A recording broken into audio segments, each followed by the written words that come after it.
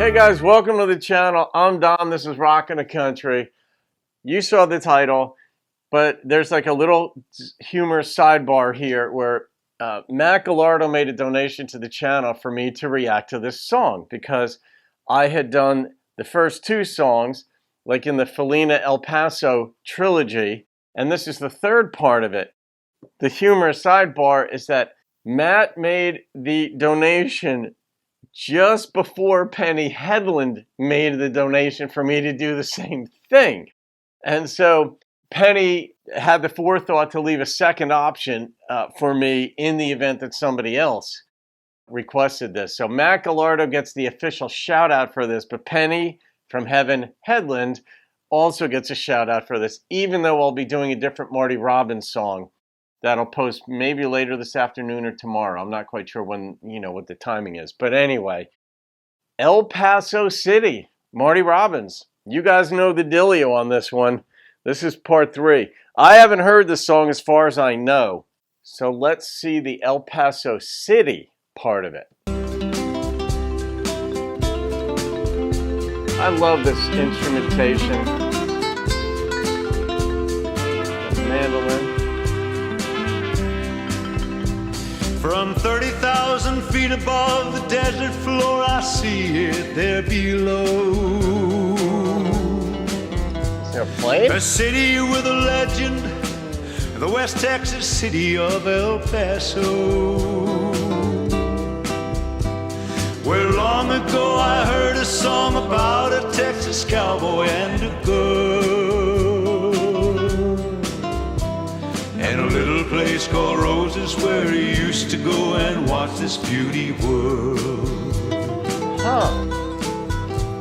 I don't recall who sang the song, but I recall the story that I heard. This is brilliant. And as I look down on the city, I remember each and every word. The singer sang about a jealous cowboy and the way he used a gun to kill another cowboy. Then he had to leave El Paso on the run. El Paso City by the Rio Grande, the cowboy lived and rode away, but love was strong, he couldn't stay. He rode back just to die, and that El Paso said. El Paso City by the Rio Grande.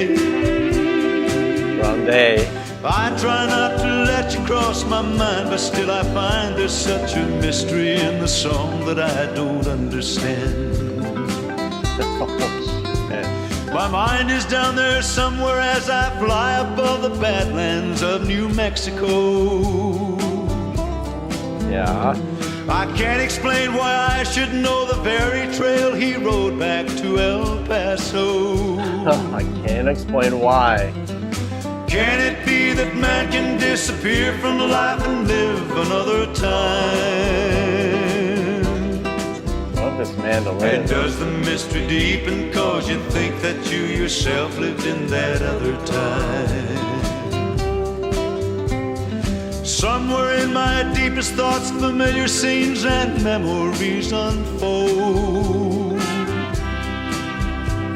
These wild and unexplained emotions that I've had so long, but I have never told. Like every time I fly up through the heavens and I see you there below,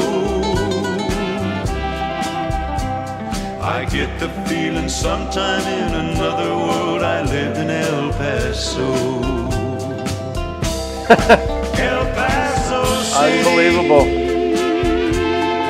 By the Rio Grande.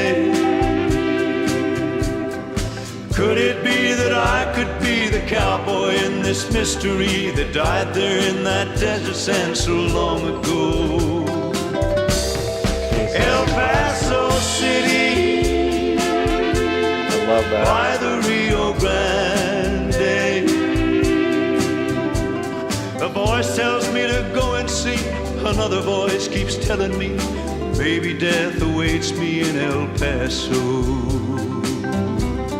El Paso City.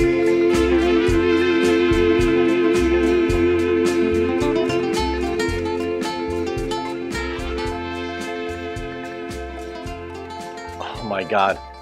That reminded me, actually, remember the movie The Shining, where Jack Nicholson was like the caretaker in the winter with like his wife and son, but he was losing his mind. He was a writer, and they were snowed in all winter, and he just started to lose his mind. And he went into this bar that was in this big estate that he was getting his work done in, and all of a sudden this bartender shows up, and Jack doesn't have money in his wallet. And he's talking to this bartender, and you're wondering, is this bartender real or not? Like, what is going on here? And the bartender extends credit to Jack Nicholson's character in The Shining, and he's drinking. And the bartender tells Jack Nicholson that, well, you've always been here.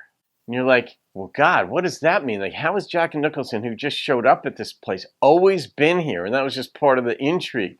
But that's what this reminded me of. It's like, somehow he's got this feeling that he's going to die there, but he did. This is sort of like a retrospective from 30,000 feet as he's flying over it, and somehow he belongs down there. That, to me, I mean, if I'm understanding this correctly, I don't know if this happened to you guys when you listened to the third part of this. I don't know at what point Marty wrote this. Like, was this a year later, a day later, after he wrote the first two? Like El Paso, Felina from El Paso, and then El Paso City. But this is sort of like, I don't know, the creative brain on some people is just, some efforts are just off the charts. Like, to decide to do a third part that's almost like a retrospective, but sort of like insert yourself into the situation, and like, we the listener are saying, well, it's you were the one that was there. You wrote it, you sang it, Marty. Like, that's our connection to the song and the characters in it.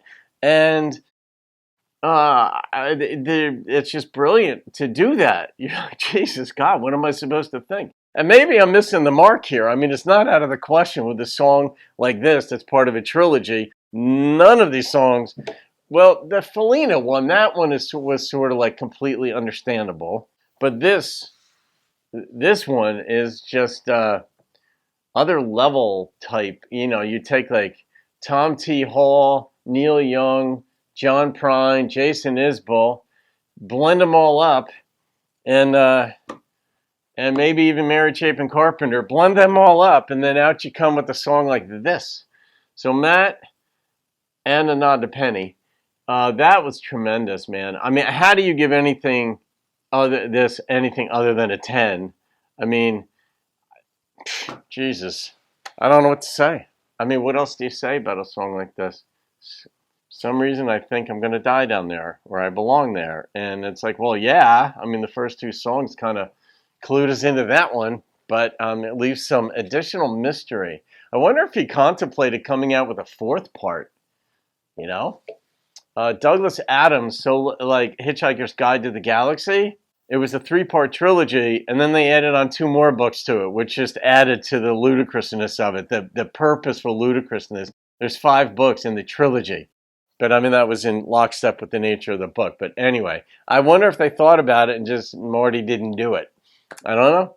So Matt, thank you. Penny, also thank you. And folks, leave your comments. I don't know if you were as befuddled as I am, but I like that. Even if I'm wrong, it's still an experience. So I hope I was right, though, on some of the things. Okay, folks, have a great day. See you on another video. Gee, keep rocking the country on the ground or at 30,000 feet.